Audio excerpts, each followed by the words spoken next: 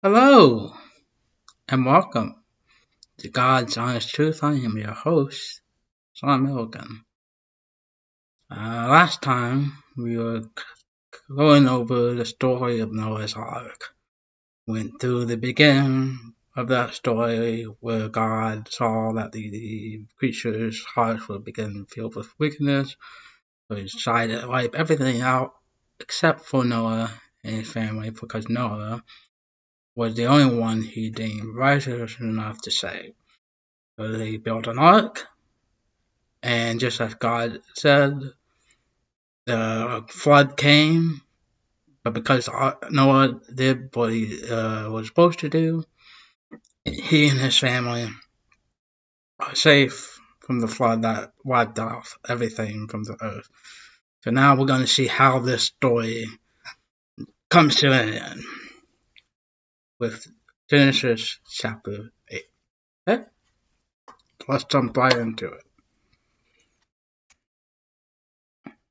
But God remembered Noah and all the animals in the boat. He sent a wind to blow across the waters, and the flood began to disappear. The underground water sources ceased their gushing, and the torrential rain stopped. So the flood gradually began to recede.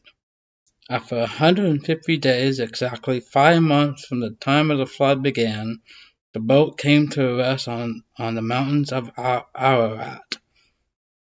2.5 months later, as the water continued to go down, other mountain peaks began to appear.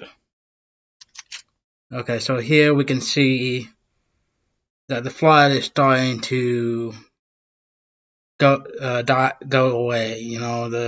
As the water starts to go down, the mountain are starting to be visible again. The ark has landed on one of those mountains.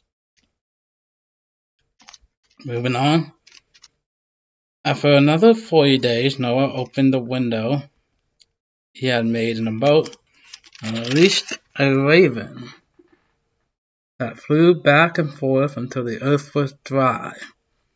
Then he sent out a dove to see if it could find dry ground. But the dove found no place to land because the water was still too high.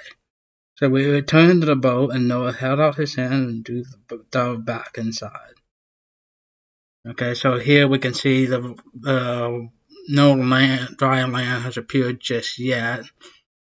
The flood is slowly going away. It didn't just go away, just like that. It's just gradually going back down.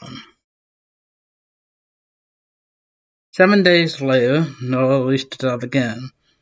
This time toward the evening, the bird returned him with a fresh olive leaf in its beak. Noah now knew that the water was almost gone.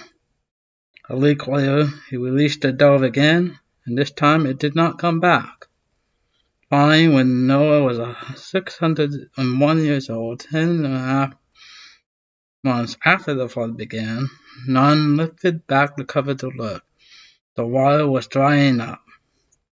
2 more months went by, and at last the earth was dry. So it took a little while, a couple of months, but eventually we get dry land. Now I noticed that Noah was 601 years old, and I know that earlier God said that the limit was going to be 120, but I'm assuming that there's special reasons to why Noah lived as long as he did. And I think we'll see that later on. Okay, moving on. Verse 15. Then God said to Noah, lead the boat, all of you. Release all the animals and birds so they can breed and reproduce in great numbers. So Noah, his wife, and his sons and their wives left the boat, and all the various kinds of animals and birds came out, pair by pair. Then Noah built an altar to the Lord and sacrificed on it the animals and birds that had been approved for that purpose. And the Lord was pleased with the sacrifice and said to him, I will never again curse the earth, destroying all living things, even though people's thoughts and actions are bent towards evil from childhood. As long as the earth remains, there will be springtime and harvest, cold and heat, winter and summer, day and night. Okay, so here you can see that Noah went ahead, did his sacrifice, that God approved of, he was satisfied with it, and he made a promise that he will never again curse the earth to do what he did.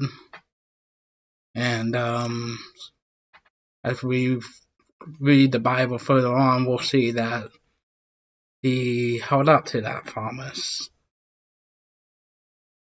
And there you have it. That's the end of the story of Noah's Ark. It started with, God seeing evil, heartbreaking, decides to wipe it off. Noah, being the righteous man he was, who followed God's word, was spared. So he told Noah about a plan to build the ark, where he and his family and 2 of every animal can get on the ark, and so that when he floods the earth, they will be safe. They did so. They got to live while everything else died. So, that being said, next time we will jump into chapter 9, and we will see where the story goes from there. But until then, I'm Simon Milligan. This has been the God's Honest Truth. I'll see you guys next time, okay? Take care.